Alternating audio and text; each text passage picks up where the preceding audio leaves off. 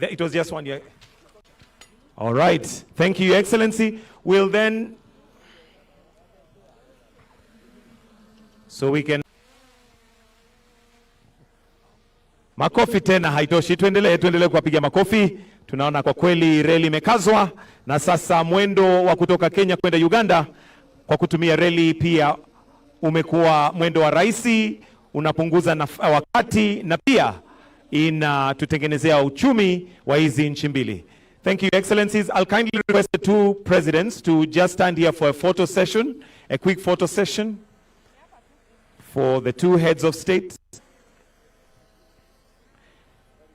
I'll request, Your Excellency, you seek your indulgence for 3 photos, that being the first one. The second photo, I'll have the CS Roads together with PCS to join His Excellency on the left, and Deputy Prime Minister and Minister General Katumba to also join in. The Deputy Prime Minister and Minister General Katumba.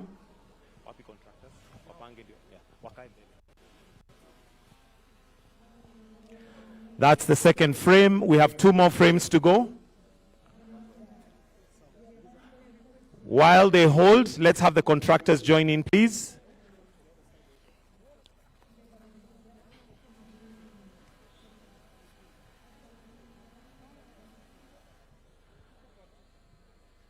Thank you. Let's withdraw the contractors. Contractors, please step out together with the Prime Minister, PCS, and the CS. And let me have the ODM party leader, Oburu, together with the Governor, Kisumu County, to join in the frame. That being our last frame before we now progress to the main plenary where we will be having our main session.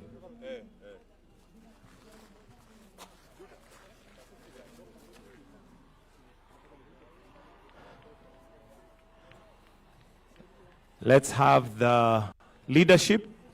CS, you can join in that photo, please. PCS, please join in.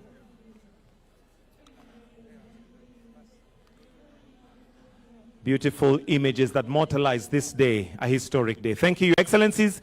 We may now progress to the plenary where we are having our main session.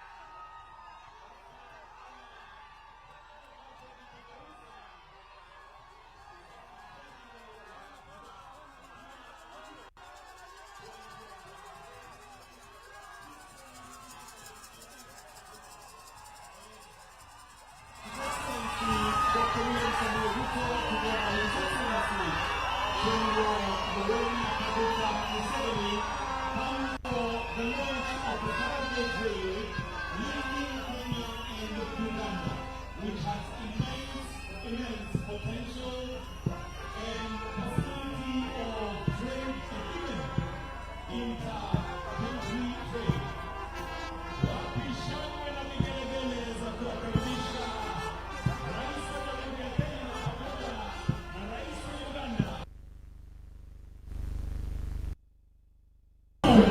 siti ambaye ni iko na difference kabisa.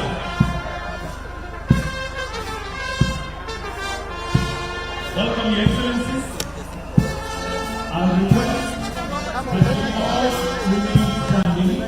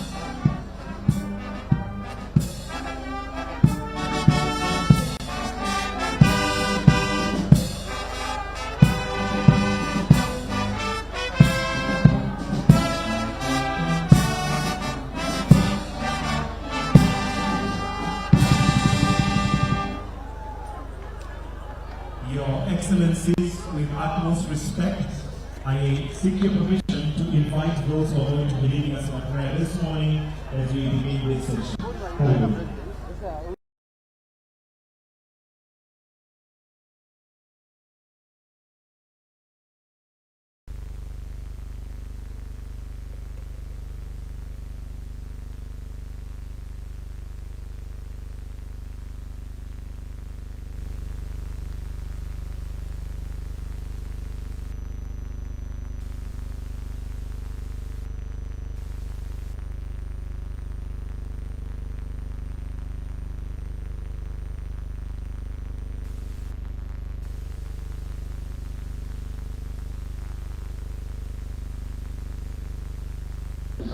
And I thank you, Lord, Uganda, Yoweri Museveni. Father, bless him, oh God, and give him long life to serve his country in Uganda. And I pray you, to move that area, Dr. William Ruto, which is our Father, give him long life to live our country in peace and prosperity.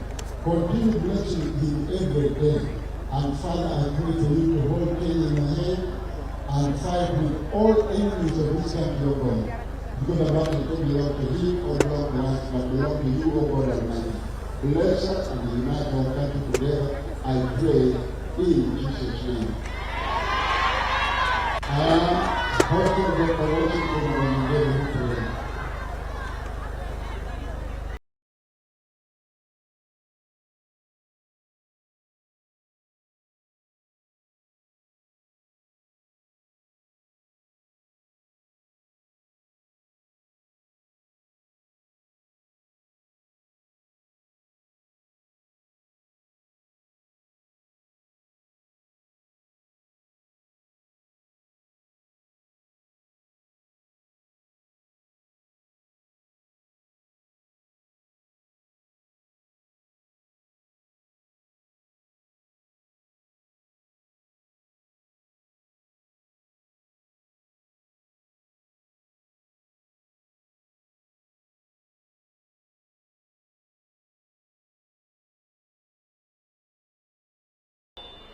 honor of sovereignty, you give sovereignty to whom you will. O Lord of majesty and generosity, as we gather here today to mark this important occasion, Ya Rabbi, enlighten what is dark in us, strengthen what is weak in us, mend what is broken in us, heal what is sick in us, and revive whatever peace and love and dies in us. O Allah, bestow your grace, divine wisdom, courage, and patterns to all the staff.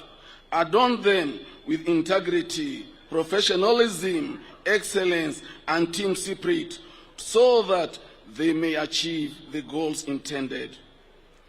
O Allah, you are the provider and sustainer of all creations. Strengthen our economy and make Kenya a prosperous, self-sufficient, united, cohesive nation and a hub of peace and security. We beseech you to accept our prayers. Ameen, ameen, walhamdulillahi rabbil alameen. With utmost respect, I request that we now take our seats. Your Excellency, Dr. William Samoei Ruto, President and Commander-in-Chief of the Kenya Defence Forces, Your Excellency General Yoweri Kaguta Museveni, President of the Republic of Uganda, Honorable Musalia Mudavadi, Prime Cabinet Secretary and Cabinet Secretary for Foreign and Diaspora Affairs, Dr. Oburu Oginga, Orange Democratic Movement Party Leader, Right Honorable Alitwala Kadaga, First Prime Minister and Minister of East Africa Community, all Cabinet Secretaries led by Honorable Davis Chirchir, Cabinet Secretary for Roads and Transport, General Katumba Wamala, Minister for Works and Transport Uganda, all Principal Secretaries present, Professor Anyang' Nyong'o, Governor for Kisumu County, all members of Parliament in the national and county government, all national and county government leaders, stakeholders in the rail and transport space. Your Excellency, with your permission, allow me to now usher in Honorable Davis Chirchir, Cabinet Secretary for Roads and Transport, who will make some brief remarks but also take over the program. Tumpigie makofi tafadhali akija. Honorable Davis Chirchir, Waziri wa Barabara. Karibu.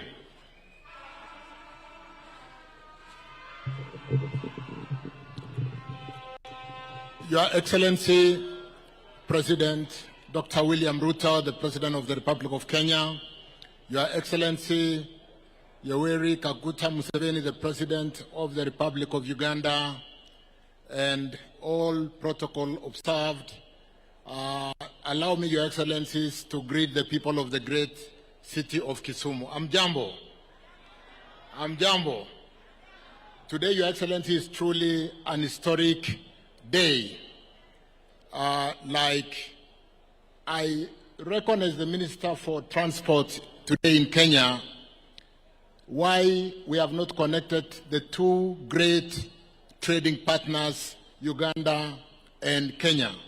Maybe this should have been the first connector, given the fact that the trade between Kenya and Uganda is what really keeps us going in terms of the intertrade within the region. So today, Your Excellencies, allow me to congratulate you. It is never too late. We've come together under your leadership to do what should have been done first, to ensure that we are truly connected with our brothers in Uganda. Allow me, Your Excellencies, to just very quickly acknowledge the leadership in this big, great ceremony today, led by yourselves. Allow me to acknowledge the guest from Uganda, the Deputy Prime Minister and Minister for East Africa, Honorable Rebecca Kadanga. Kadanga, just wave to the crowd. Thank you so much for coming. Minister of Works and Transport, General Edward Katumba. Katumba, my brother, wave to the crowd. Tuwape makofi kidogo. Asanteni. Asante. Allow me also to very quickly acknowledge my colleagues present here today, Minister CS John Badi. John Badi. Let me also acknowledge the presence of Minister Opiyo Wandayi, Minister for Energy. Wandayi, my brother. Let me very quickly, in that succession, Your Excellency, ask all the PSS present to be upstanding and to just wave to the crowd. PS Ray Amolo, PS Daga Mohammed, PS Olunga Medical Services, PS Beatrice Anyagala Higher Education,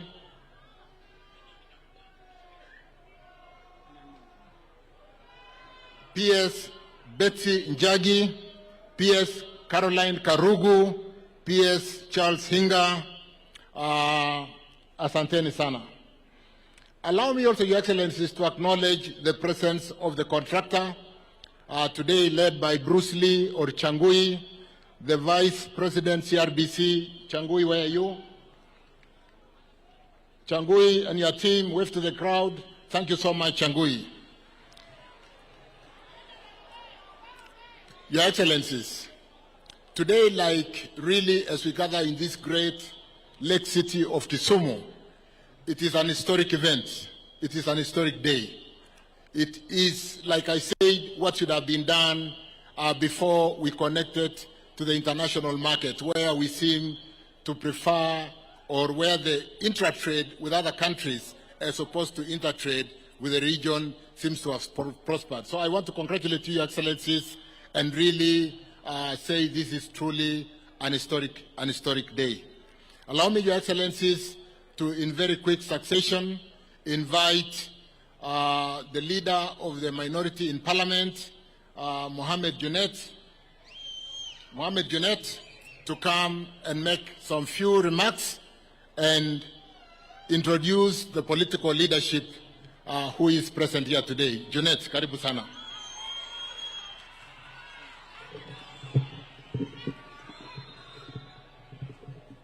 Your Excellency, the President of the Republic of Kenya, Honorable William Samoei Ruto, Your Excellency, the President of the Republic of Uganda, General Yoweri Kaguta Museveni,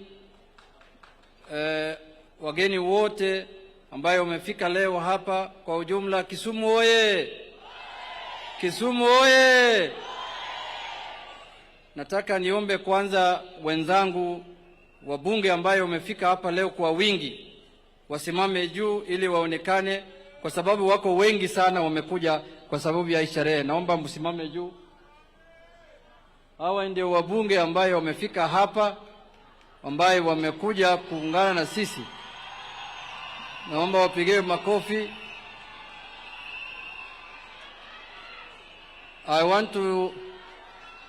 Nataka kuchukua nafasi hii kurecognize majority leader.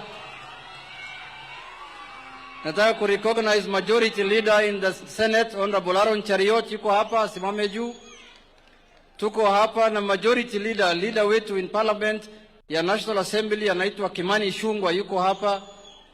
Then I want to recognize in special way the area MP, Honorable Shakil Shabir. Tuko hapa na Senator wa Kisumu, Professor Ujienda. Tuko hapa na Women Rep ya Kisumu, Mheshimiwa Ruth Adhiambo. Tuko hapa pia na Mheshimiwa Kisumu West, anaitwa Mheshimiwa Rosa Buyu. Tuko hapa pia na Mheshimiwa Orod, yuko hapa Kisumu Central. Tuko hapa na Jared Okelo, yuko hapa mbunge wa huko Nyando, na Aduma Ward pia yuko hapa mbunge wa Nyakati. Kisumu oye! Kisumu oye! Mheshimiwa Rais wa Jamhuri wa Kenya na Mheshimiwa Rais wa Jamhuri ya Uganda, ningependa kusema hivi kwa niaba ya wabunge wenzangu ya kwamba leo ni siku ya kihistoria hapa Kenya na Uganda pia, kwa sababu ni siku muhimu ya kuunganisha nchi zetu mbili. Na I want to say that for sure, sisi kama watu wa eneo hii, dream ya baba yetu ambaye ametuacha Raila Amolo Odinga leo imekamilika.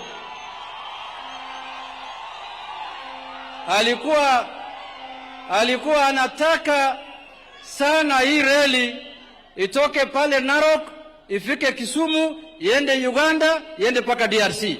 Ameongea juu ya maneno mara mingi sana, mnakumbuka? Sasa tunataka kushukuru Rais Dr. William Samoei Ruto kwa kuhakikisha ya kwamba hiyo ndoto ya baba imekamilika. Ya pili, tumeongea juu ya Jumuiya ya Afrika kwa muda mrefu sana, na inaonekana sasa tukiongozwa na viongozi wetu wawili, hiyo jumuiya inataka kukamilika.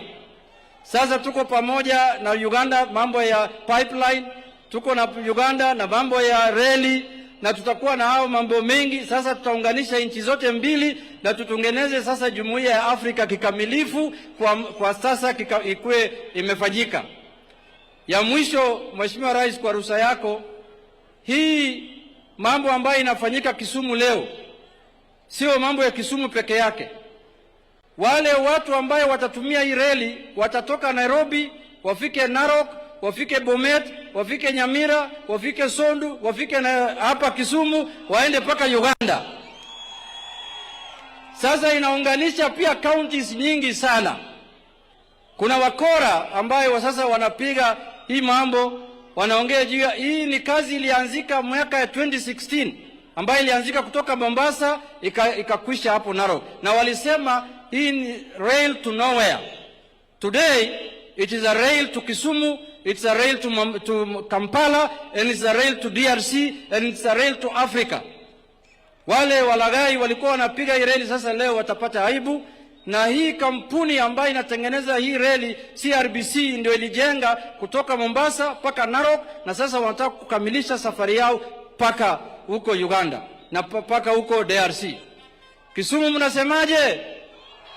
Kisumu mnasemaje? Kisumu mnasemaje? Kisumu mnasemaje? Asanteni sana, Mungu awabariki.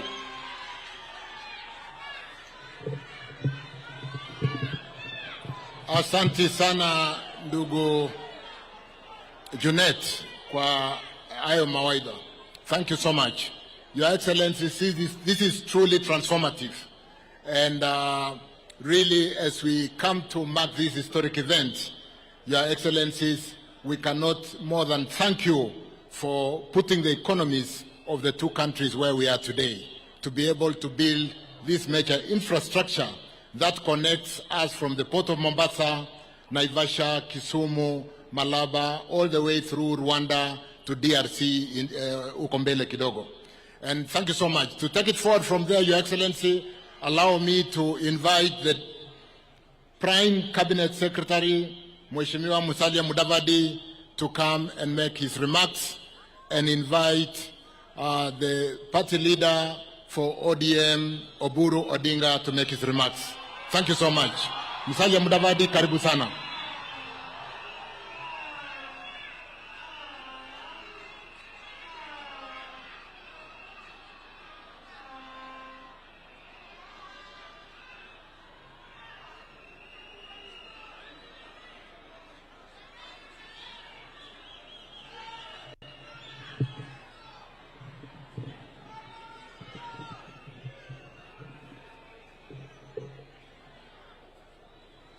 Your Excellency, the President of the Republic of Kenya, Dr. William Samoei Ruto, Your Excellency, the President of the Republic of Uganda, the Honorable Yoweri Kaguta Museveni, distinguished guests, friends from Uganda, from Kenya, from the East African region, ladies and gentlemen, Your Excellency, before I say anything brief and invite you, I would seek your indulgence so that, because this is the county of Kisumu, if you will permit, just for 1 minute, to invite the governor of Kisumu County to come and acknowledge our governors here and make a very short remark. Can we invite the Honorable Professor Anyang' Nyong'o?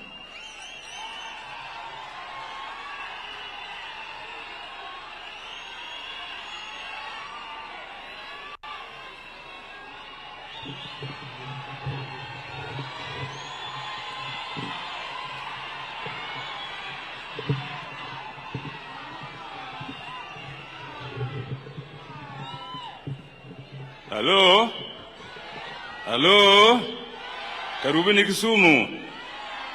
Your Excellency, Dr. William Samoei Ruto, EGH President of the Republic of Kenya and Commander-in-Chief of the Kenyan Armed Forces, Your Excellency General Yoweri Kaguta Museveni, President of the Republic of Uganda, together with your esteemed delegation, sir, honorable members of the cabinet present, elected leaders, officials of the national government, distinguished guests, ladies and gentlemen. Before I speak, I would like to recognize my colleagues who are here, the governors of Homa Bay,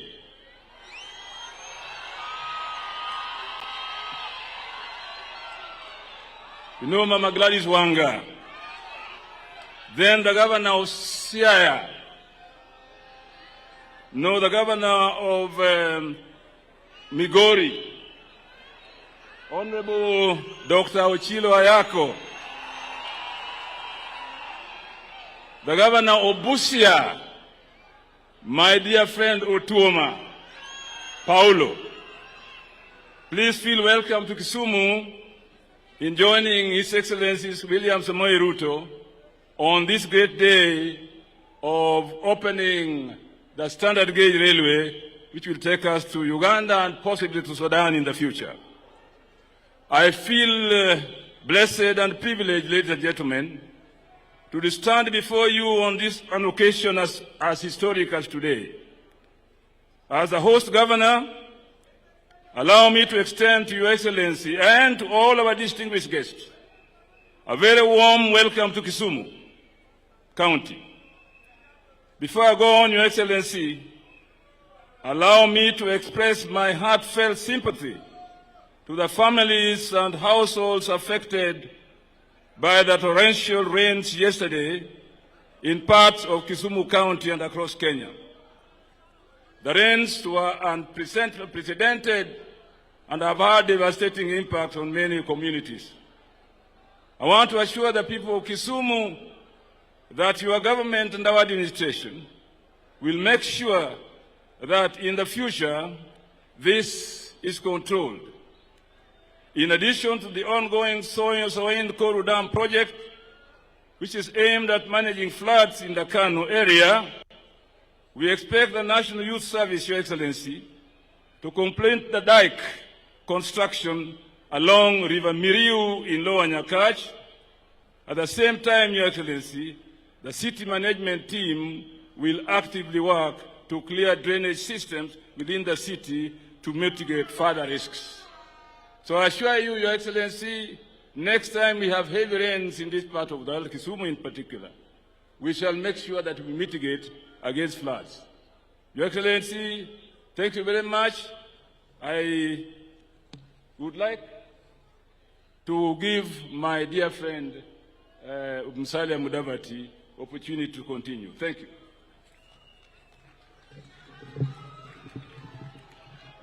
Thank you, Your Excellency. Let me now also take this opportunity to invite the party leader of ODM,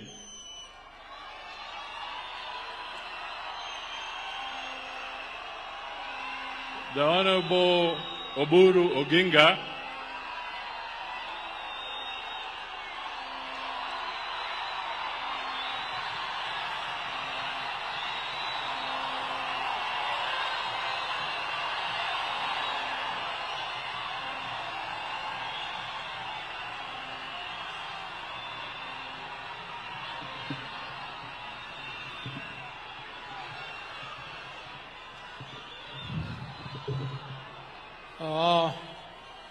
Your Excellency, the President of the Republic of Kenya, Dr. William Samoei Ruto, Your Excellency, General Kaguta Museveni, and all protocols observed. Today is a very great day. Kisumu oye! Kisumu oye! Your Excellencies, this is a very great day for us here in Kisumu, because this SGR railway was conceived during the government of President Kibaki, but it was implemented during the Ruto Uhuru first regime. When the next regime, where His Excellency President Ruto was also there, tried to push this project to be implemented and go further up to Uganda, Your Excellencies, it became a very, very heavy thing to do, because the explanation given then was that it was unviable, and therefore it could not be financed, and therefore it could not continue. Mr. President, you have invented a way of financing this project, and this project is now continuing not only to Kisumu, but to Malaba and up to Uganda. Mr. President, I now wonder how an unviable project 5 years ago has become viable 5 years later. Mr. President, this is a show of commitment to developing infrastructure. Without proper infrastructure, Your Excellencies, it is impossible to connect our three countries. These three countries of Uganda, Kenya, and Tanzania. They were supposed to be one country. It is just because of colonial divisions that they became separate countries. If you look at Kenya and Uganda, Samias are on both sides. The Tesos are on both sides. We go to Uganda, the Maasais and Abdu Wadigos down there are all in both sides of the countries. They are supposed to be one country. And Your Excellency, Museveni, President Museveni, I appeal to you, please make this lake of ours, Lake Victoria, a common user facility, so that you can manage the security of the lake jointly with us. We don't want harassment from our side and from your side. President Museveni, I plead with you and President Ruto, please make this a common user facility, how it used to be when our forefathers were managing it, without any conflict in the lake at all. I don't want to speak much more than that, but I think this infrastructure is going to open development in East Africa. It is also a show that Kisumu now is looked at from a different mirror. The mirror with which Kisumu is looked at is now different, and we are going to continue together. In Kenya, Honorable President Museveni, we are working together in a broad-based arrangement with President Ruto in order to bring the country together, to bring this unity in the country so that we can continue to develop. Mr. President, the presidents of Kenya and Uganda, I thank you very much for listening to me, and the wananchi of Kisumu hoye! The wananchi of Kisumu power! The power! We want power, and we must stay with power. Thank you.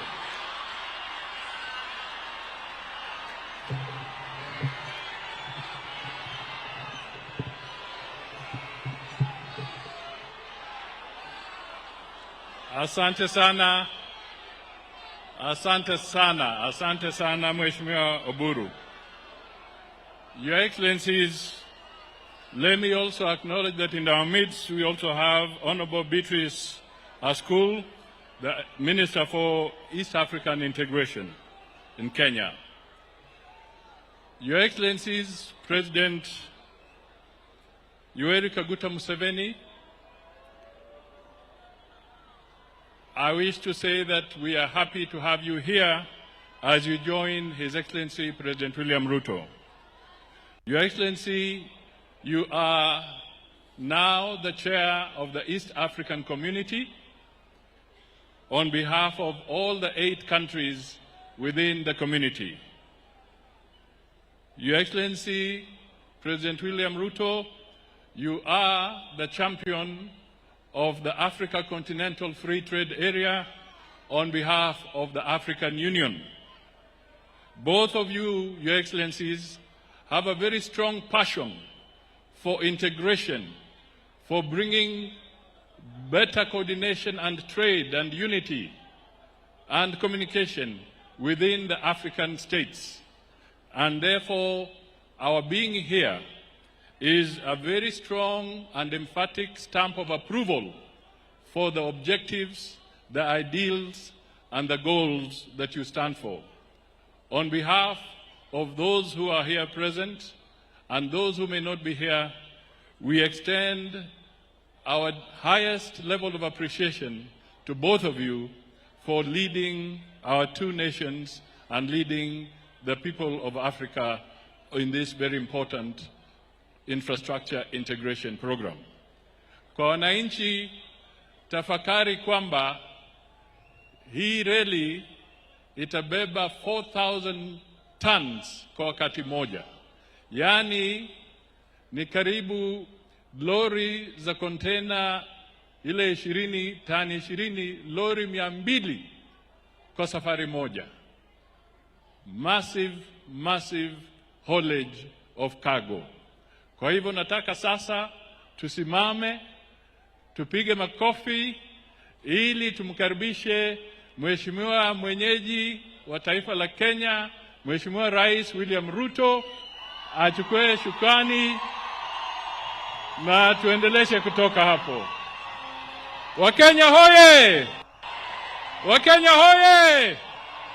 Wakenya hoye! Your Excellency. Asanteni sana. Asanteni sana. Tafadhali tunaweza keti. Thank you very much. Let's take our seats. Your Excellency, thank you. Your Excellency, President Kaguta Yoweri Museveni, President of our sister country of Uganda. Ndugu viongozi wote mliofanya hapa na mliofika siku ya leo. Jo Kisumu untie. Jo Kisumu umor. Ndugu wa Kenya hamjambo. Ladies and gentlemen, it is in moments such as this when we gather as a nation and as a region to break ground for infrastructure development that will define generations, that the destinies of our people, our cities, and our nations are shaped. History teaches us with clarity. Close to 130 years ago, along this very corridor, the British colonial administration conceived what was then known as the Uganda Railway. Its purpose was to link the Indian Ocean at Mombasa to the interior of East Africa, thereby securing territory, controlling movement, and extracting value from the hinterland of the colonial administration. In this original design, the railway would run inland from Mombasa, pass through Nairobi and the Rift Valley, and terminate in Kisumu on the shores of Lake Victoria. From there, goods, officials, and troops would cross the lake by steamer to Uganda through Port Bell and Entebbe. But from the very beginning, the railway did more than move people and goods. It reshaped the geography of our region. Mombasa was reinforced as the gateway of trade. Machakos, once an administrative center of the British East African Protectorate, was bypassed and declined in significance because it lay off the line. And Nairobi, then a swampy, flood-prone rail depot, established in 1899, rose because it sat on the railway. Nairobi became a logistical hub, then an administrative center, and ultimately the capital of British East Africa. Without the railway, Nairobi, as we know it today, might never have existed. As the line advanced westwards to Nakuru and onward to Kisumu in 1901, it opened the Rift Valley and the Lake region to trade. Kisumu became a vital inland port, linking rail to lake transport and facilitating movement into Mombasa. But the break between rail and water proved slow, costly, and inefficient. And so the railway advanced again. Beginning in 1920, it was extended inland from Nakuru across the then so-called White Islands, reaching Eldoret in 1924, and then onward through Malaba to Tororo and Jinja, and finally to Kampala in 1931. In so doing, it became a continuous artery into the heart of the East African region. That extension reshaped our region. Eldoret emerged as an agricultural powerhouse. Jinja became an industrial center. Kampala, already the political seat of Buganda Kingdom, was elevated into a stronger administrative and commercial capital, and its influence amplified by direct access to the coast. Ladies and gentlemen, that is the lesson of history. That infrastructure development does not just connect places, it often creates them. It determines where opportunity thrives, where investment flows, and where prosperity takes root. Unfortunately, the 130-year-old meter gauge railway line that was once a lifeline of regional commerce was neglected and gradually fell into disrepair, losing both its vitality and transformative impact. Yet, even in decline, the vision of connectivity never faded. In 2008, it is in this enduring vision that brought together the late President Mwai Kibaki and His Excellency President Yoweri Museveni, who jointly laid the foundation for a modern high-capacity railway, one that would link Mombasa to Kampala with strategic branches to Kisumu in Kenya and Pakwach in Uganda. Additionally, the presidents of Kenya, Uganda, and Rwanda not only pronounced themselves on the plan to extend the standard gauge railway to Kampala, Kigali, and Juba, but also signed the SGR protocol and tripartite agreement to ensure development and management of a seamless railway system. It is therefore most fitting that our elder statesman, President Museveni, is here with us today to witness this vision taking shape. Thank you, Mzee, for your leadership, your vision, and your steadfast commitment to the unity and integration of our region. Building on that foundation, Kenya took decisive steps in 2014 by breaking ground on Phase 1A of the SGR, stretching 472 kilometers from Mombasa to Nairobi. This was later extended inland to Suswa in Narok, covering an additional 120 kilometers, further advancing the corridor towards the region's hinterland.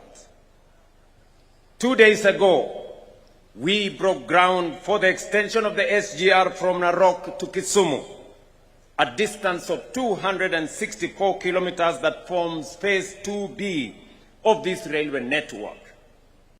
That line will connect our industrial corridor in Nairobi to the agricultural heartlands of Narok, Bomet, Kericho, and Nyamira, and ultimately to Kisumu. Today, here at Kibos in Kisumu, we take yet another decisive and consequential step. We break ground on the 107-kilometer Kisumu-Malaba section of the SGR, complete nearly 1,000 kilometers seamless rail link from Mombasa to Malaba and forming a vital connection to the Malaba-Kampala line. Beyond Kenya and Uganda, this railway line will serve our partner states in the region, including Rwanda, Burundi, South Sudan, the Democratic Republic of Congo, and the Central African Republic. It is a powerful statement of regional integration, partnership, and shared ambition. Ladies and gentlemen, our region faces a clear and urgent challenge. Our economies are not generating sufficient opportunities to match the pace of our rapidly growing populations. At the same time, our businesses continue to grapple with high logistics costs that undermine competitiveness. In many cases, transport and related costs account for between 30% and 40% of the final value of goods. Cargo takes an average of 80 hours to move from Mombasa to Malaba and more than 100 hours to reach Kampala. We cannot build prosperity on inefficiency. That is why we must invest in modern, efficient transport and connectivity systems, not only as transport, but also as economic hubs. Along this Mombasa-Malaba corridor, we will promote the development of industrial parks, logistics hubs, and commercial centers driven by private sector investment and anchored in regional trade. Right here in Kibos, there will be a special economic zone connected to this SGR. In Busia, there will be another special economic zone connected to this SGR. This is a proven model, one that has delivered rapid transformation by aligning infrastructure with industry, trade, and investment. And we have already seen what this investment can deliver. Over the past 8 years, the SGR has transported more than 15 million passengers and over 45 million tons of freight. It has reduced transport costs, improved efficiency, and contributed significantly to growth of our economy. With this expansion, we expect even greater impact. Freight costs are projected to decline by at least 40% a ton for every kilometer, while transit times for freight will reduce by nearly 30%.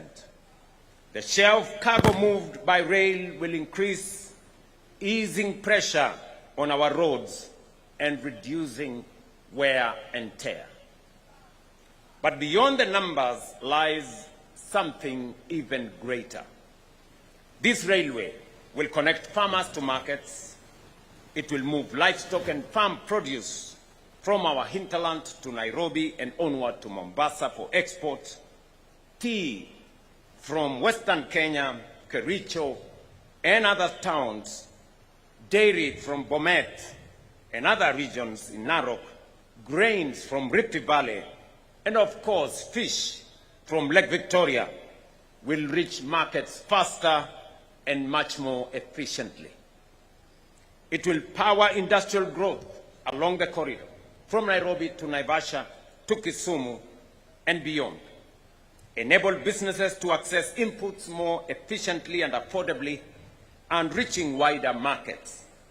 It will create opportunities for our young people across construction, logistics, manufacturing, and services sectors, giving them a stake in the growth of our region.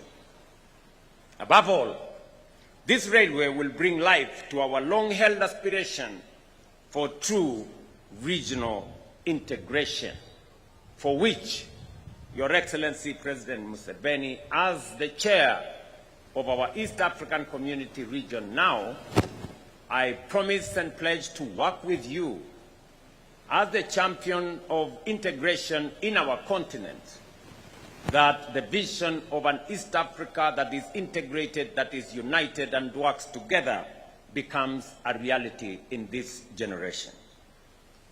It will enable the seamless movement of people and goods from Mombasa through Nairobi across Kenya's hinterland and onward to Kampala, to DRC, to Rwanda, to Burundi, to South Sudan, transforming journeys that once took days into trips in hours.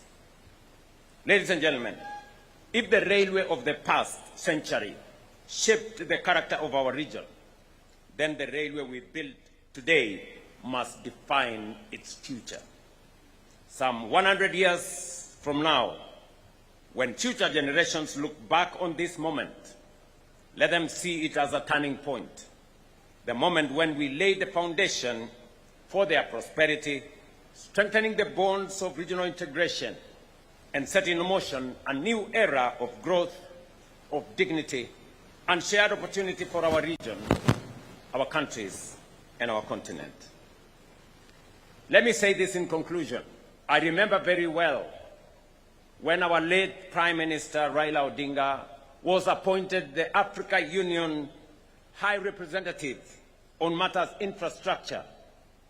One of the most consequential suggestions that he made is the connection of the East African region to the West African region, using this very route through Kenya to Uganda to DRC to Congo Brazzaville, all the way to the Atlantic Ocean on the other side. I am confident that wherever he is proud of this moment, that finally what he envisioned as representative of the AU of connecting our region is finally underway right here in Kisumu, onward to Uganda.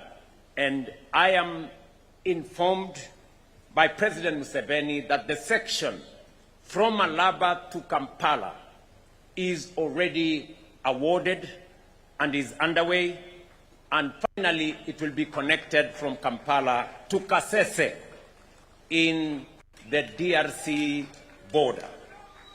Your Excellency, this is a very proud moment for us as Kenya, as we see this infrastructural development that is not just a rail, it is a commercial lifeline, it is a logistics hub, and it is a regional investment that is going to transform the business environment, is going to transform the fortunes of our farmers, of our producers, of our industrialists, of our business people, and create wealth in our region.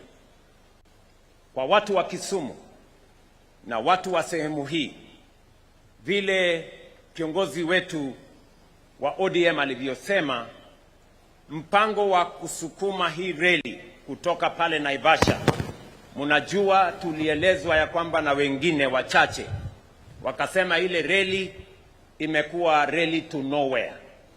We are now telling them it was never a railway to nowhere.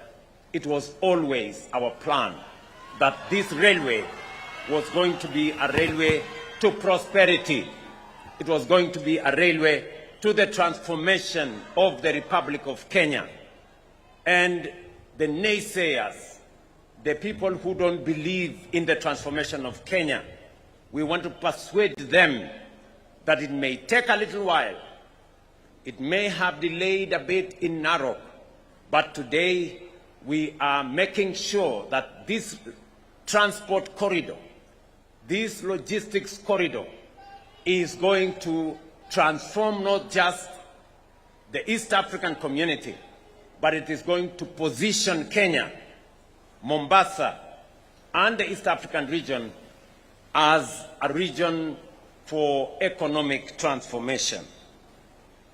Let me also say, while right here in Kisumu, that here in Kibos, we are going to set aside 1,000 acres to build a special economic zone that is going to be connected to this SGR. It is a program that we have worked with and we have worked on. And as I have said, I was a few days in the county of Busia, and the people of Busia equally informed me that they would want this railway to be connected to Busia town, and I did commit to them that the special economic zone in Busia is going to be connected to the Standard Gauge Railway as we transform the economy of the East African region. The governor of Busia is right here, and he knows the request of the people of Busia when I was there a few days ago. Ladies and gentlemen, this is not the only piece of infrastructure that we are undertaking in Kenya. We are at the moment constructing 6,000 kilometers of new tarmac in different places in Kenya. This evening, I will be launching such one road in Holo to Alela as part of connecting Kenya. We are also undertaking transformation in our electricity generation and distribution. We are also undertaking the transformation of our education sector, hiring more teachers, funding more students, building more classrooms, and aligning our education with the needs of the 21st century. We are also reforming and transforming our health delivery systems to make them much more robust, include more citizens, and universalize access to health as is required of us by our Constitution. The transformation of Kenya is underway in many areas, as has been acknowledged by even those who don't agree with us. The railway is now underway. The Mau Summit Rironi Road is underway. The Jomo Kenyatta International Airport shortly. We have concluded the building of Talanta. We are on course building a new modern conference facility at Bomas of Kenya, and on and on and on. Even the naysayers, even those who never believed in what we are doing, those who said nothing was happening, today they confess with their own mouths that indeed Kenya is undergoing transformation. No wonder it is said that God will change your enemies to work for you. And I'm sure they are working for us. Mimi nawaeleza ndugu zangu watu wa Kisumu, mimi niko hapa leo, nitakuwa hapa kesho, nitakuwa hapa kesho kutwa.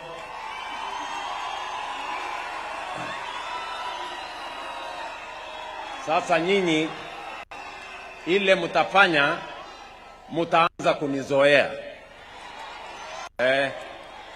Mtaanza kufanya nini? Mwanze kunizoea. Sijui kama tunaelewana baba. Tunaelewana? Na kazi ya kubadilisha taifa letu la Kenya inaendelea. Barabara tunajenga, watoto wetu tunawasomesha, health delivery ya universal inasonga mbele, mambo ya kuunganisha stima inasonga mbele, tunajenga infrastructure tofauti tofauti, na tunawatangazia wale ambao wanataka kushindana na sisi ya kwamba miradi yetu ya maendeleo inaendelea. Kenya tunaitransform, na mimi nataka niwaambie tuko tayari na tuko kadi. Kama mnataka hiyo, tuko kadi tayari.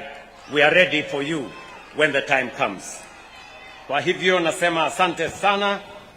Let me now take this opportunity with a lot of humility to request our leader, mzee wa jamii yetu ya bara la Afrika, rais wa Uganda, Mheshimiwa Generali Yoweri Kaguta Museveni, to speak, Your Excellency, to your people of Kenya and of East Africa. Your Excellency, sir.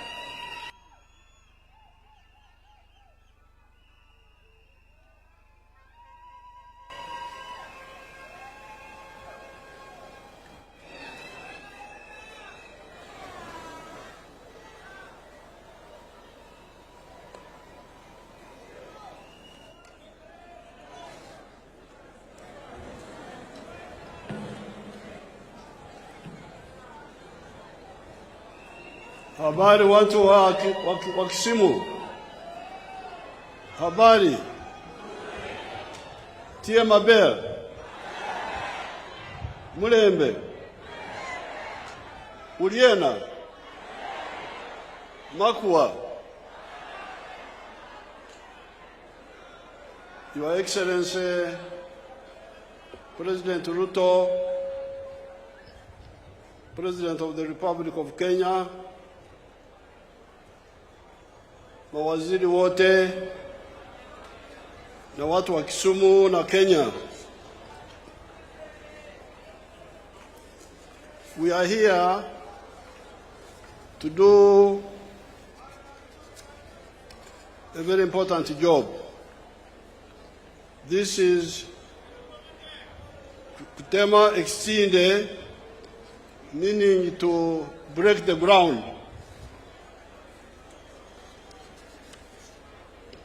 To break the ground for the railway from Kisumu to Malaba, the SGR, the modern railway. The railway is part of the rationalization. Hilo jambo la Kiingereza rationalization linamaanisha kuweka vitu barabara zaidi. This railway is part of the rationalization of our transport system, especially on the Uganda side, which is irrational and wasteful. Sauti, I'm scared. Hello?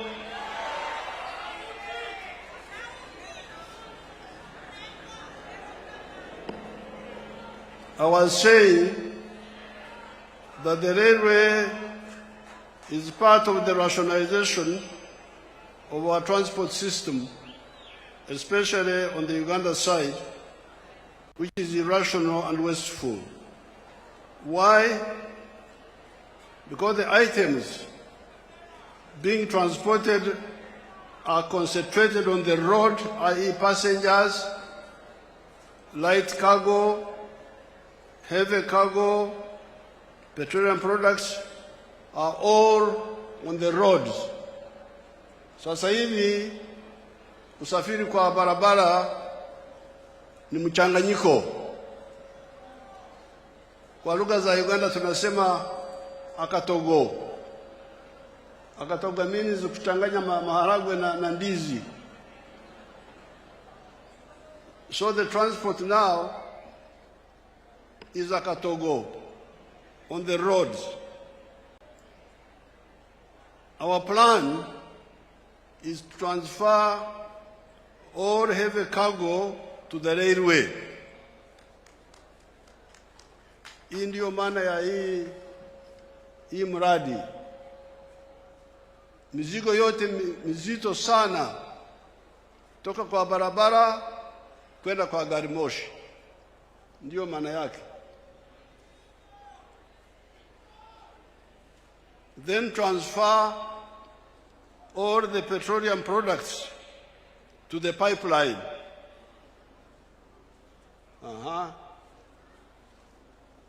Gari za mafuta kwa barabara ni hatari kwa maisha, tena zinaharibu barabara na zinaleta ajali. So heavy cargo kwenda kwa gari moshi, mafuta kwenda kwa pipeline. The railway can combine also water transport. Now, this now leaves the roads for passengers and light cargo. This is the whole plan. Kutoa uharibifu na gharama kali kwa usafirishaji mizigo mizito kwenda kwa gari moshi.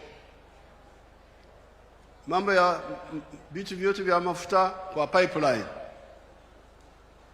Hii inamaanisha nini? Kwa barabara tumeacha wasafiri, watu pamoja na mizigo maridadi. In transporting heavy cargo and petroleum products to the pipeline and the railway, we are not aiming at just convenience and crowding the roads by all the items, but we are also looking at the competitiveness of the economies. Kwa sababu bidhaa tunalima shambani, tunatengeneza viwandani, lazima hivi bidhaa mtu mwingine anunue. Sasa bidhaa zetu zikiwa gari kali vitakosa soko. Hakuna mtu anaweza kununua kitu cha bei ya juu, kumbe mchina anafanya kile kitu kwa bei ya chini. So it is madness to go on with the road transport for cargo for the railway. It is suicide. Tunakuwa tunajua sisi wenyewe. Hatuweze kushindana kwenye soko za ulimwengu.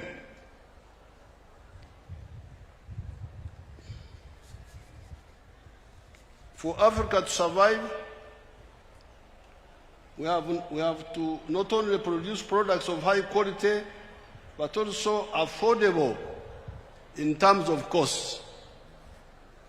Bidhaa zetu kutoka viwandani, kutoka shambani, lazima viwe kwenye hali nzuri, lakini vile kwenye gharama, kwenye low prices, gharama ya chini. According to our experience, the high cost pushers for raw materials, manufactured goods,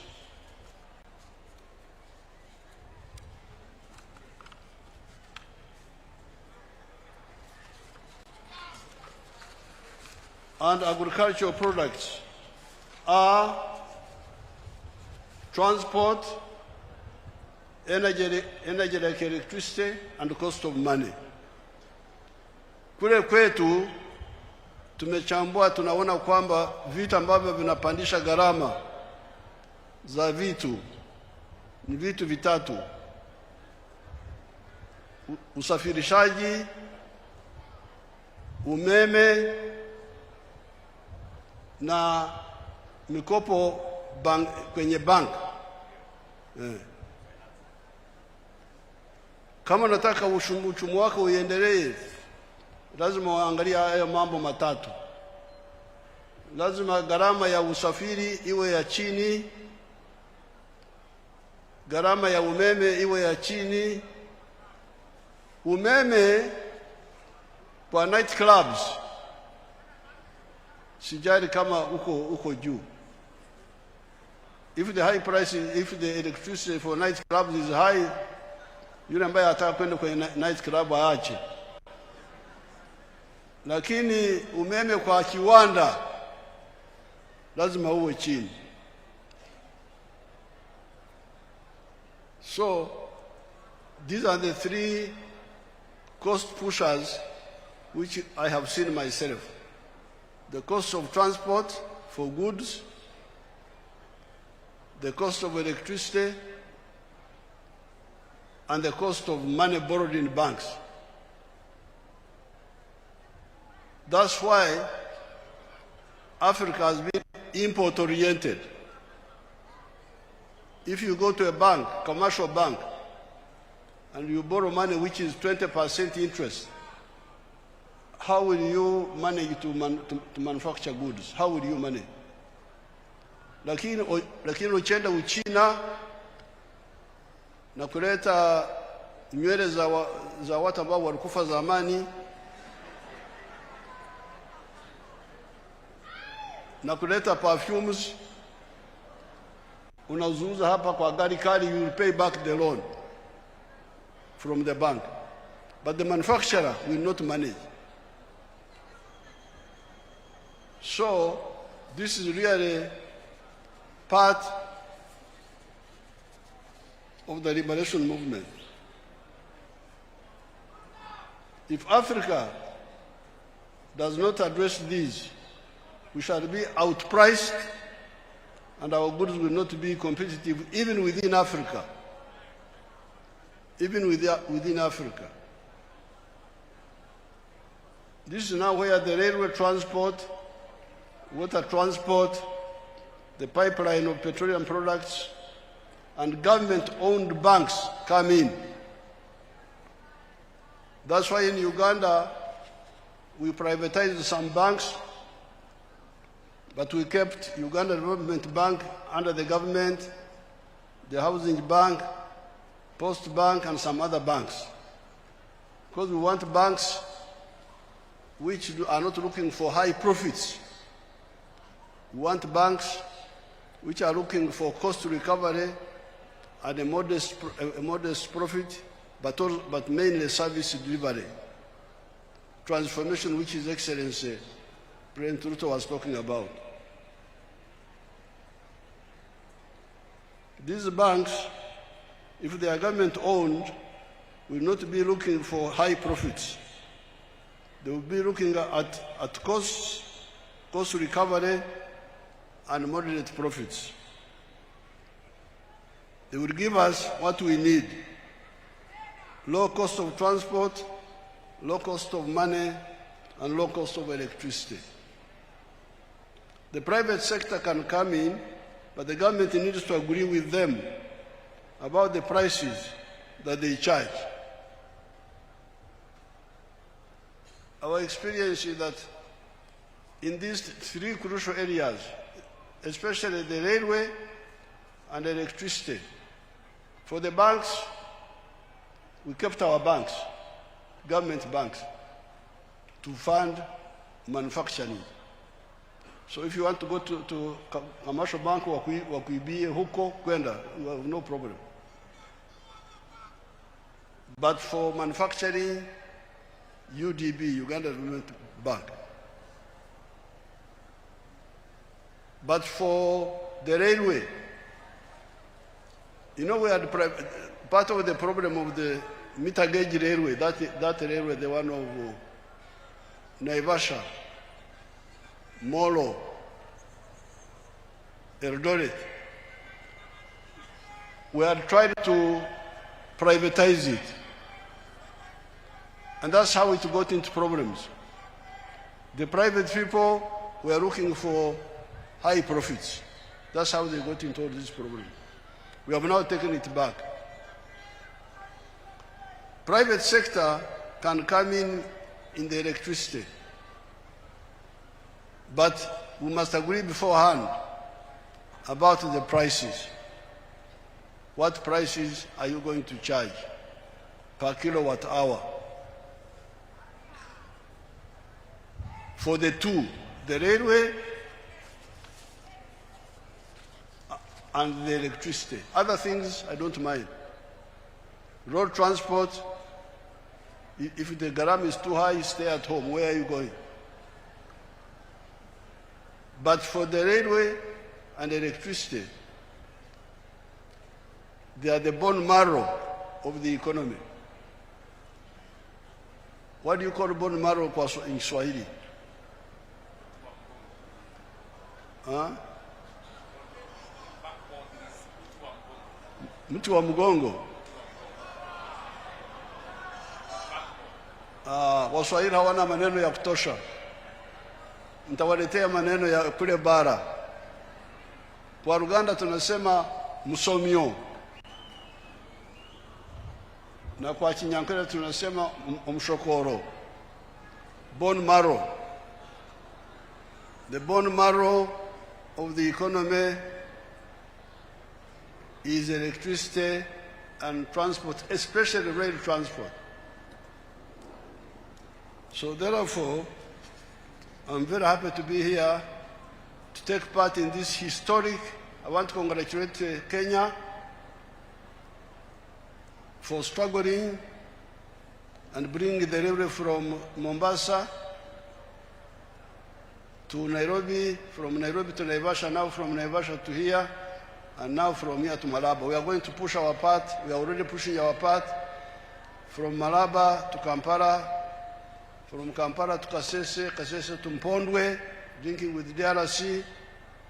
And then we are working on the railway from Tororo to Gulu to Nimule to Juba, and also on the line from Bihanga to Kigali, on the other, a branch.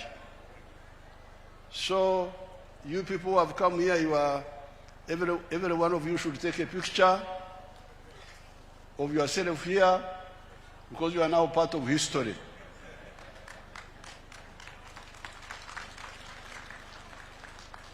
Future generations will say, my grandmother was also here when Africa was waking up.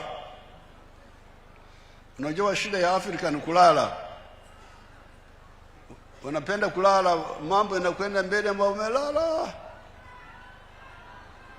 Lakini sasa mnaona tunaamka pole pole. Kwa hiyo kulala kwa lugha wanasemaje? Nino. Kwa lugha kulala wanasemaje? Nino. Kwa actually tunasema nino. Okay, hiyo. Kwa hiyo namshukuru Rais Ruto kwa kazi nzuri amefanya kutualika hapa. Namshukuru ndugu yangu marehemu Raila Odinga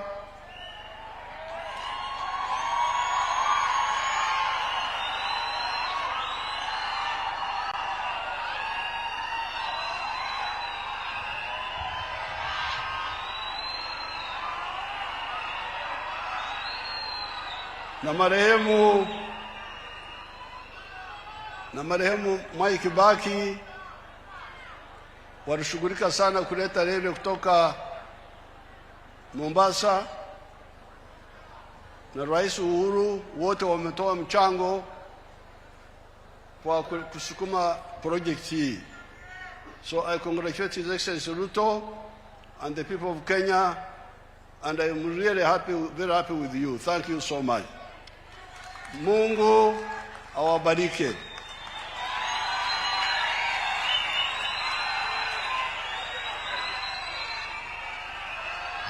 Wapi makofi ya mzee Yoweri Kaguta Museveni.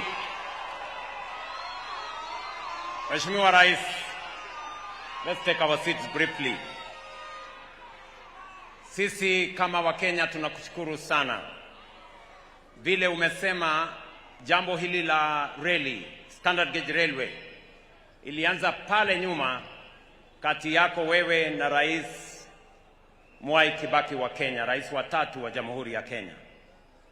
Section tulioanzisha na serikali ya Jubilee tukiongozwa na Uhuru Kenyatta ikakuja mpaka Nairobi, ikatoka Nairobi tukasongesha tena ikafika mpaka pale Narok, na juzi sasa tulianzisha kutoka Narok ifike hapa iende Malaba, na tunakushukuru sana mzee ya kwamba hiyo reli kama ingeishia pale Malaba haingekuwa ya maana zaidi. Kwako wewe kuunganisha sasa kutoka pale Malaba iende Kampala mpaka Kasese is to truly unlock the potential of this great transport corridor. Na tunasema asante sana.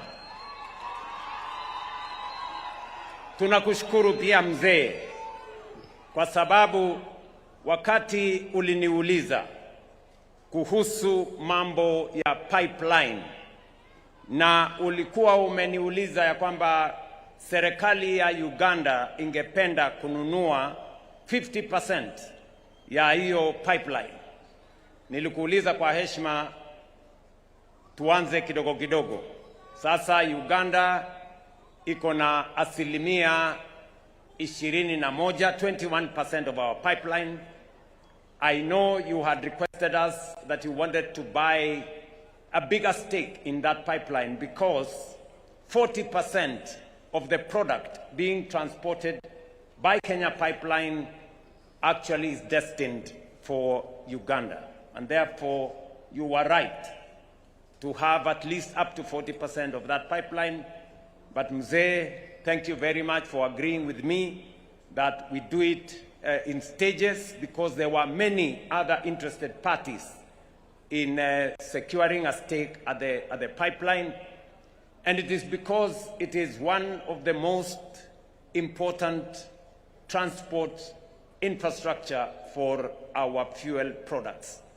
We know subsequently we are going to extend the line to Uganda and to South Sudan and to DRC as we seek to do what you have just said, to reduce the cost of transport and the cost of logistics in our region.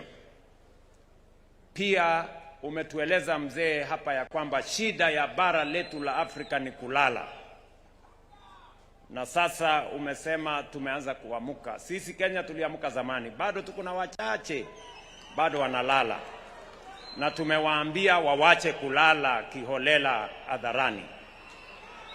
Na nafikiri umekuja kutusaidia mzee kuwaeleza wale wawache kulala.